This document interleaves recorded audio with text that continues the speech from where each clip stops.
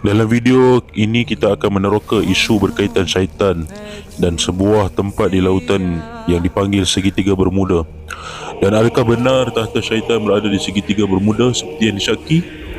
Dan bagaimana teori yang mengatakan Dajjal akan muncul dari tempat yang bernama segitiga Bermuda ini dan menyebarkan fitnah selama 40 hari di muka bumi? Sebelum kita lanjutkan video ini, mohon sahabat-sahabat semua support channel baru ini dengan menekan butang subscribe dan tombol. Mari kita sama-sama berganding bahu menjadikan channel Detektif Islam ini setanding dengan channel-channel sesatan yang ada di seluruh alam ini. Assalamualaikum warahmatullahi wabarakatuh. Sahabat Detektif Islam yang dimuliakan Allah Subhanahu Wa Taala. Semoga kita sentiasa dalam keadaan sihat sejahtera. Amin ya rabbal alamin. Ada hadis yang menunjukkan tentang kerajaan syaitan, dan hadis ini dikeluarkan oleh ulama hadis termasuk Al-Imam Muslim. Diriwayatkan dari hadis Abdullah ibnu Umar tentang kisah yang sangat masyhur pada zaman Rasulullah sallallahu alaihi wasallam. Bagaimana kisah Rasulullah sallallahu alaihi wasallam bertemu dengan Ibnu Sayyad. Satu hari Nabi sallallahu alaihi wasallam bersama dengan Sayyidina Umar bin Khattab radhiyallahu anhu telah pergi berjumpa Ibnu Sayyad yang kabarnya sampai kepada Rasul dan para sahabat. Ciri-cirinya sama macam Dajjal. Maka pergilah Rasul dan beberapa orang sahabatnya mengintip Ibnu Sayyad, sehingga kan Rasulullah SAW terpaksa mengintip Ibnu Sayyad yang bersembunyi dari satu pokok ke pokok yang lain. Dan akhirnya ditangkap oleh Rasulullah SAW. Maka bertentanglah Nabi SAW dengan Ibnu Sayyad yang ketika itu masih kecil. Lalu Nabi SAW berkata kepada Ibnu Sayyad, "Maukah kamu bersaksi bahawa saya Rasulullah?" Maka Ibnu Sayyad yang kecil ini memandang ke arah Rasulullah dan berkata, "Saya bersaksi bahawa kamu adalah seorang Rasul kepada orang yang buta huruf." Tiba-tiba Ibnu Sayyad menoleh seolah-olah melihat keliling Rasulullah SAW dan bertanya, "Adakah kamu mahu bersaksi bahawa aku juga seorang Rasulullah?"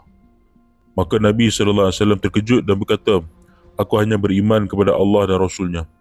Kemudian setelah mendengar percakapan itu, Nabi SAW bertanya kepada Ibnu Sayyad kerana melihat Ibnu Sayyad bergumam. Nabi SAW bersabda, "Wahai Ibnu Sayyad, apa yang kamu lihat?" Ibnu Sayyad berkata, "Aku melihat di sana arash di atas air." Lalu Nabi SAW menjawab, "Itulah arash iblis di atas lautan." Dan Nabi SAW bertanya lagi, "Lalu apa lagi yang kamu lihat?" Ibnu Sayyad menjawab, "Saya melihat banyak orang yang jujur dan pendusta."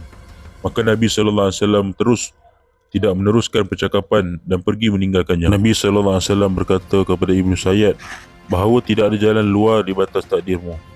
Maka barahlah Umar bin Khattab lalu menghunuskan pedangnya dan berkata kepada Rasul, "Serahkan anak ini kepadaku, aku akan potong lehernya."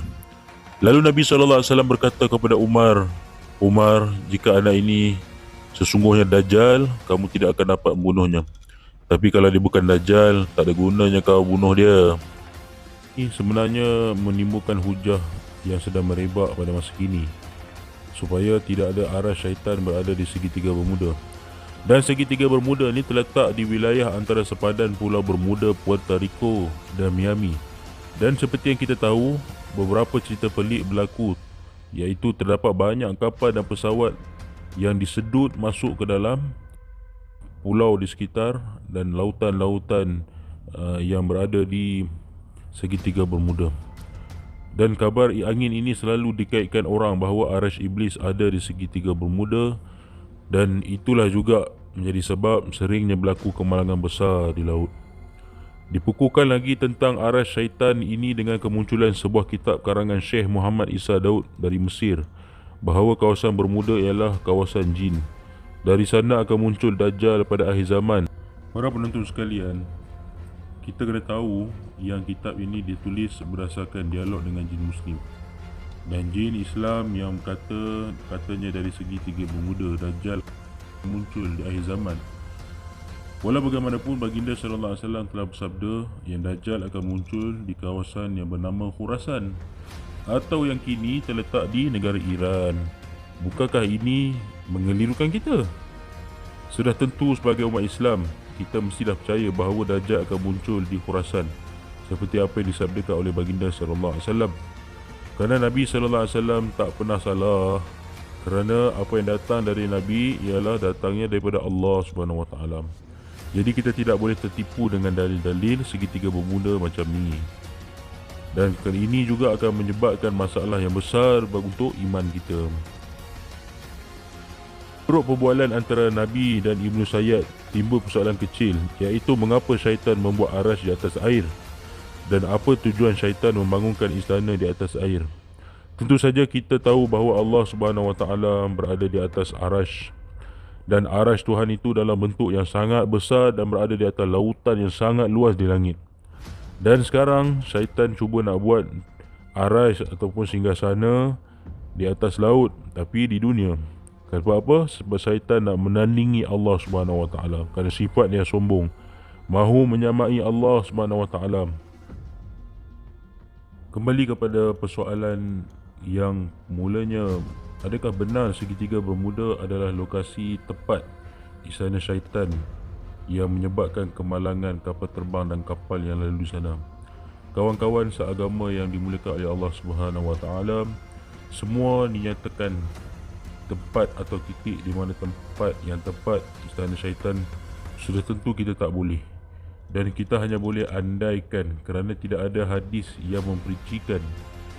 Nabi SAW hanya memberi bayangan bahawa istana syaitan di atas air dan lautan, dan tak ada seorang pun yang tahu kat mana lautan tu, kat mana lokasi yang sebenar. Hanya Allah Subhanahu Wa Taala yang tahu. Jadi begitulah ceritanya tentang hukum penghubung antara segitiga bermuda dan istana syaitan ini. Semoga dengan kisah ini akan memberi manfaat kepada kita semua. Segala kekurangan mohon dimaafkan, dan kebenarannya hanya datang dari Allah Subhanahu Wa Taala. Salah dan silap datangnya dari saya sendiri sebagai manusia biasa. Jumpa lagi dalam kisah-kisah menarik yang akan datang, dan jangan lupa untuk support channel ini dengan menekan tombol loceng dan butang subscribe supaya lebih banyak lagi video-video yang menarik, siasatan demi siasatan akan dibongkarkan dalam Detektif Islam. Wassalamualaikum warahmatullahi wabarakatuh.